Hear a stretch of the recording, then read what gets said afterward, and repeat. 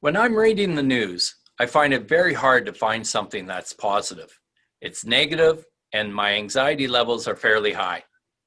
But what's the data really telling us? Today, we have Peter Hall, Vice President and Chief Economist from Export Development Canada, that can shed some light on it. And it's not as negative as you might think. So let's dig in now with Peter. Hi, Peter. It's a real pleasure to have you on the dig. Hey, good to be with you, Ryan. Excellent. So let's kick off with this post-election time frame. What do you make of it? There's been a flurry of information and news coming out. What do you think of it?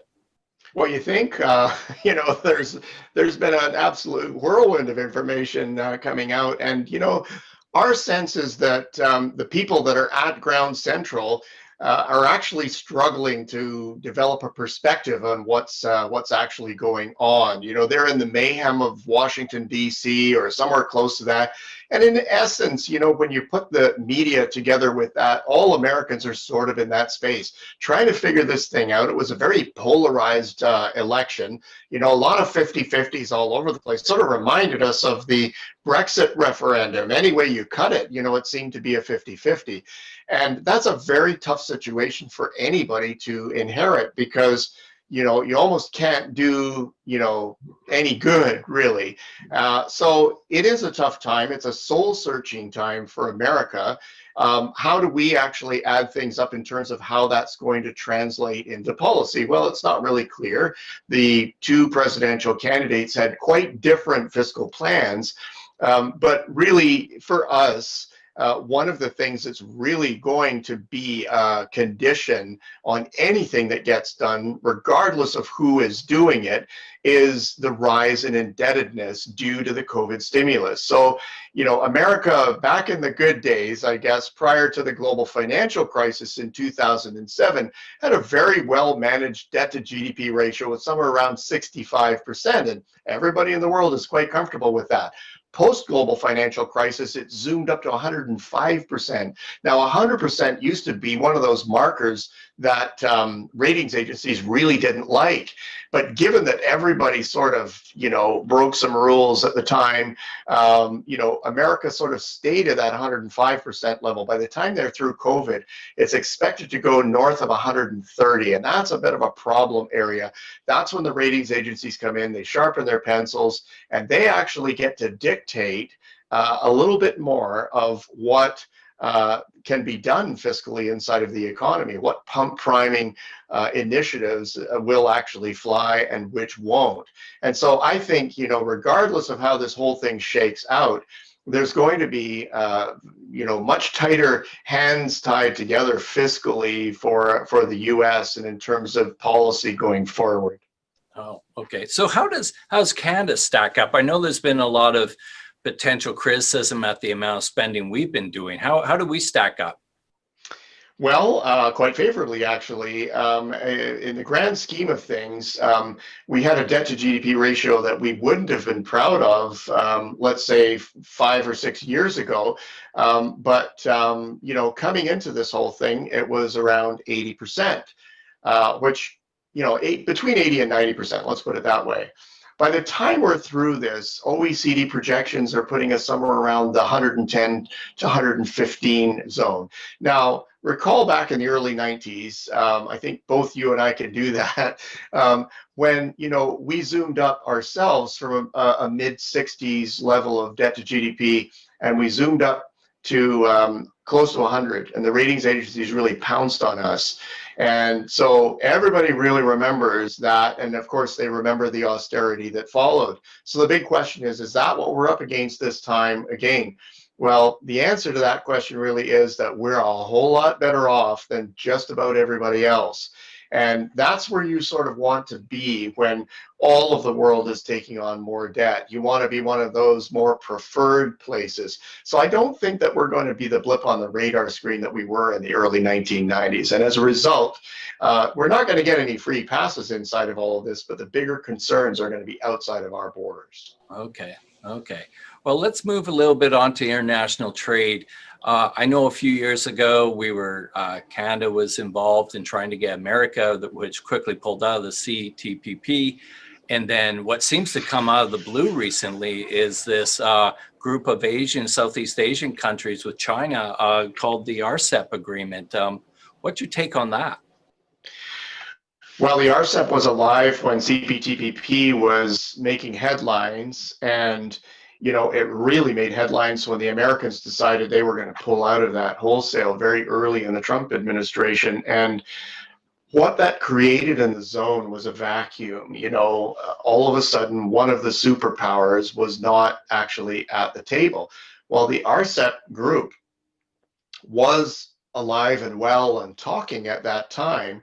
And so when America pulled out, one of the first things that happened was countries were very quick to line up with this other agreement, because if there wasn't going to be sort of an American-led free trade agreement tying them all together, nobody wanted to be the last ones to line up behind China's plan.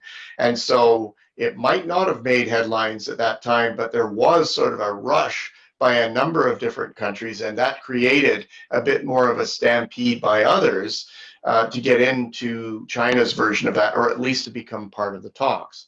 Now, nothing is sealed with respect to RCEP at this point, because the negotiators have signed.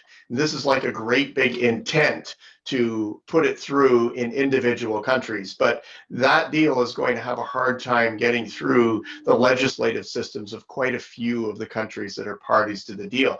But there's no question about the fact it is a spectacular deal. There are 15 different countries that account for roughly half of global population, just under a third of global GDP. I mean, the numbers are big, whatever way you slice them.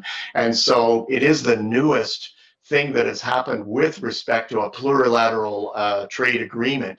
If anything, it does give us some hope that there is widespread belief that doing free trade agreements that further the efficiencies of globalization are still very alive and well.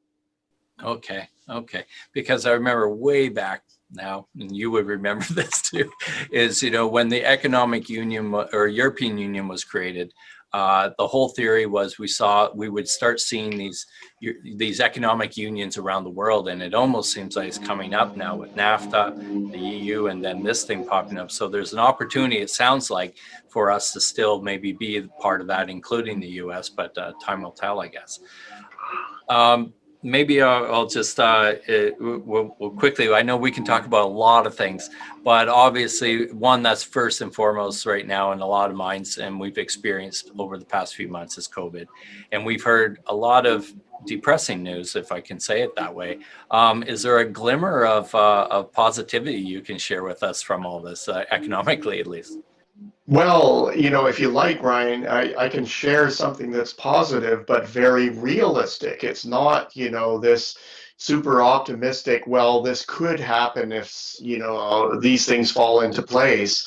What's actually going on right now and isn't really getting a lot of press coverage is the fact that among consumers around the world, and consumers, as we know, they make up anywhere from 60 to 70% of national GDP, all of the output. The consumer is a massive part of all of that. Well, in country after country, the consumers are back to pre-COVID levels of purchasing activity. Now, we're hearing the stories about retailers that are going bust en masse and so forth. And so this revival of consumerism isn't necessarily going to the corner store. A lot of it is going online, but it is happening. The economic activity is actually there. And when we look at the Canadian data, goodness, we were 2 sharp months down and 2 sharp months back up again. And we're building on that, I think it was the June data that got us up above pre-COVID levels of activity. We're actually growing off that level. Well, if it was just Canada that was doing that, it wouldn't be much, of a story. But it's the United States and Western Europe. All of us are in that same situation, and so that's a roughly half of world GDP right there. So these are just the numbers, and we've had a few months to digest them. I just am surprised that there are so many are sort of waving that off and saying, oh, it's all going to come apart when stimulus gets pulled out of the system. At the same time as we've had this revival, we've had a massive pileup of unspent money inside of demand deposit accounts. It's huge. So that still has to be spent. So when we get to the point of comfort of saying, we could really pull out all of the stops now, there's more to come. So anyway, that's all just the numbers. I'm not making any of that up. I haven't characterized it in any kind of funny way. That's just what's happening out there, and that should make your members very, very happy about our situation right now. That there at least is that potential there. Right.